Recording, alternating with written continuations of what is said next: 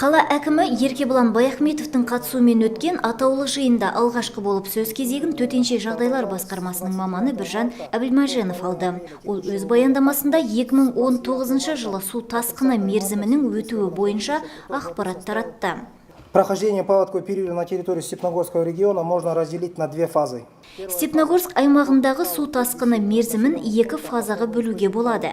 Бірі ауыл аймақтарында ерінді сулардың ағуы болса, екіншісі сілеті су қоймасынан шыққан су. Төтенше жағдай 29 наурыз бен 2 сәуір аралығында жалғасты. Орын алған жайтқа байланысты қала әкімі Еркебұлан Баяхметовтың шешімімен арнайы топ құрылып техника жасақталды. Дер кезінде қолданылған шара нәтижесі бойынша төтенше жағдайдың алды алынып, қауырт мерзім жоспарлағандай өткен. Күн тәртібіндегі екінші сауал орман алқаптарында табиғи өрттің алдын алу мәселесі бойынша Степногорск орман шаруашылығы мекемесінің директоры Кенжебек Есімов баян етті. Мекеме директорының айтуынша, Степногорск қаласы бойынша орман алқабының аумағы 6133 гектар жерді құрайды. Жыл басынан бастап қала әкімшілігімен бірлесе орманды және дала өрттерін сөндіруге байланысты жедел жоспар құрылған.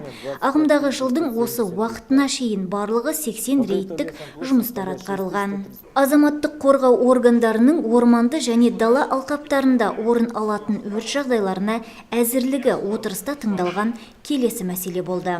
Баяндаушының мәліметіне сүйенер болсақ, 2018 жылы 47 өрт жағдайы тіркелген. Сондай-ақ 112 оқиға қоқыстың өртенуі бойынша орын алған. Авариялық құтқару жағдайы 68 рет орындалған. Жалпы 2018 жылы өрт салдарынан келтірілген залал сомасы 11 миллион 640 мың теңгені құрап отыр. 2019 жылы шомылу науқанын қауіпсіз ету шаралары да отырыста талқыға алынып, осыған орай жауапты орын мекемелеріне шарттар мен міндеттер артылды.